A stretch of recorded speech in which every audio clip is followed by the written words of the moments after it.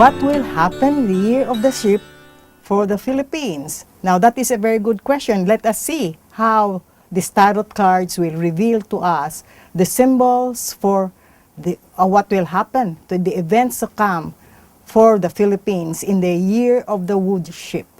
Okay, let's see. The sheep is an animal for sacrifice. So let's see the sacrifices of the Filipinos for the year of the sheep.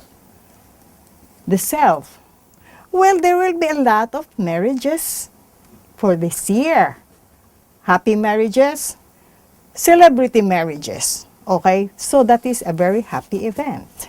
Now, for the mind, there is a lot of confusion in the mind of the Filipinos. Of course, there is a lot of confusion.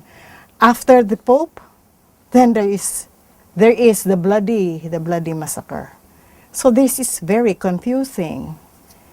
And there is a lot of attention that's coming globally. This would both happy and painful events. Right now we are experiencing painful events because of death. Now, yes, you see, this is because of death. So we are experiencing this. This is kind of very confusing because while we are celebrating a lot of marriages of celebrities, there is a confusion from the Pope, the spiritual high, to a bloody event. And this period, anyway, in spite of the death, this is a transformation. There are those who will be sacrificed for a new growth. This is a new growth, new beginnings. So they're attracting a lot of international investors. There will be growth for us and new beginnings.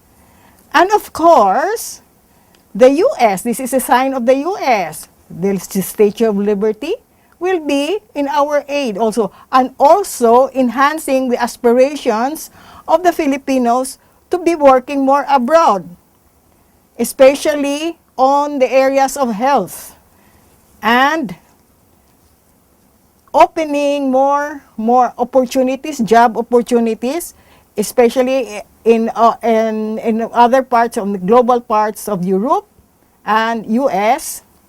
And this would go through as Filipinos would be in foreign countries.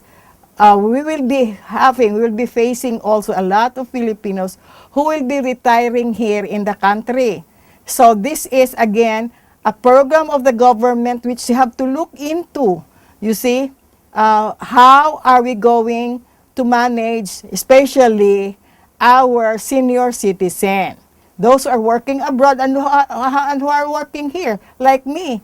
We are still trying to be relevant in our lives. That there are a lot of Filipinos globally and locally who are still very useful, and we have to utilize this talent so that they will still be relevant for the growth of our country. Also here and abroad, especially here in the Philippines, we are going to have this kind of investors for our local investment, but then supported locally, and then with foreign investors, there will be growth, especially in terms of construction. And of course, we have to maintain our own traditions. Otherwise, this would be dissipated, and our values will deteriorate. And this is the things that we have to consider, how our values would be maintained, because this is very important for our future. Of course, there's a lot of deception. How is this deception being implemented? What we are experiencing now, the tragedies that we are experiencing now, the deception here, there is a lot of cover-ups here. So we have to be careful, we have to look into, we have to be aware, we have to be vigilant. And also, one of the very lucrative business is on construction.